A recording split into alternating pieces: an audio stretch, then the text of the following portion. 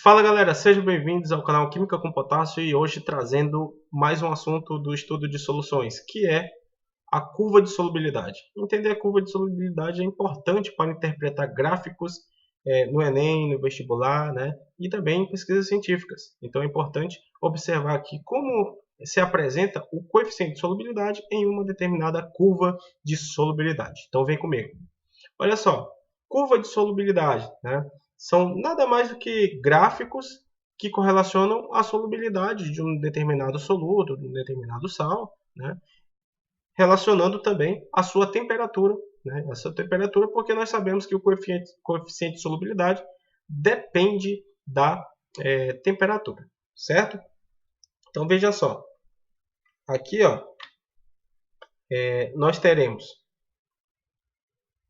gramas de sal por 100 gramas de água, ou seja, representação clara do coeficiente de solubilidade. Então, para o nitrato de potássio, né, analisar a concentração deste soluto. Então, nesse caso aqui, nós teremos a solubilidade 20, 40, 60, 80, sempre aumentando, logicamente, aqui no eixo Y, 180. No eixo X, nós teremos a temperatura, né? Então, ó, em 20 graus Celsius, em 40, em 50, 60, 70, 80, 90, 100. Né? Então, nós teremos aqui essa relação. Agora, a curva vai mostrar os pontos que coexistem, né? Ou seja, uma análise que chamamos de análise monográfica, irá representar a condição daquela substância em solução. Por exemplo, se você tem uma solução numa temperatura de 40 graus Celsius, então para fazer a análise você vai puxar aqui ó, até encontrar a curva. Encontrou a curva? Qual a solubilidade nesta temperatura? A gente observa que nesse caso a solubilidade é de 60 gramas para cada 100 gramas de água. O que a gente pode concluir? Que na temperatura de 40 graus Celsius, a solubilidade deste sal é 60 gramas para cada 100 gramas de H2O. Na temperatura de 60 graus Celsius, já muda. Então, ó, se a gente observar, ó, aqui ó, nesse ponto, a solubilidade já é de 100 gramas de nitrato de potássio para 100 gramas de água. Né, galera? Então, a gente pode também ter uma quantidade de soluto acima da quantidade de solvente. Logicamente que eles estão em estados diferentes. Então, neste caso, o soluto pode ter uma quantidade maior do que a quantidade do solvente em relação à massa. Tá bom? Então, outra coisa importante. Aqueles valores que estão abaixo da curva são valores de soluções insaturadas. Aqueles valores que estão exatamente no ponto da curva são valores para soluções saturadas. E aqueles valores que estão acima da curva são valores para soluções supersaturadas. Então é assim que a gente consegue analisar a curva de solubilidade. Beleza? Olha só. Aqui nessa curva nós temos vários solutos com suas determinadas solubilidades. Então veja só, o açúcar ele apresenta uma alta solubilidade, né, em relação a todos esses outros, como nitrato de potássio, nitrato de sódio, o brometo de sódio, né, alanina, sulfato de sério, glicina. Então veja só, em 20 graus Celsius, a gente observa que a solubilidade do açúcar é basicamente ali, ó, próximo dos 220. Tá aqui, ó, um pouco abaixo, né? E a gente observa que na mesma temperatura, a solubilidade do nitrato do brometo de sódio, NaBr, é ali um pouquinho acima de 100, 110, né? 100 gramas por cada 100 gramas de água. Então significa que o açúcar ele é mais solúvel do que o brometo de sódio, ou seja, ele tem uma solubilidade maior, ou seja, um número de solubilidade maior. Existem sais ou solventes ou solutos que têm dissolução endotérmica. e existem solutos que têm dissoluções exotérmicas. Tá? Então, para diferenciar, é bem tranquilo. No caso de uma solubilidade com uma dissolução que é endotérmica, ele vai absorver o calor. Então, a curva, nesse caso, é ascendente, sempre vai subir, ó, com o aumento da temperatura. Então, aumenta também o coeficiente de solubilidade. Então, a gente pode ver aqui que estes sais que analisamos e o açúcar, eles têm dissolução endotérmica. Quanto maior a temperatura, maior a sua solubilidade. Já uma dissolução exotérmica, quanto maior a temperatura, menor a sua solubilidade. Então, nesse caso, quando a gente diminui a temperatura, você tem ali o favorecimento da sua solubilidade. A curva, então, é descendente, tá? Ela sempre vai para baixo. E você tem com o aumento da temperatura e diminui seu coeficiente de solubilidade. Então, a gente consegue diferenciar quando um soluto ele é um soluto de dissolução endotérmica ou de dissolução exotérmica.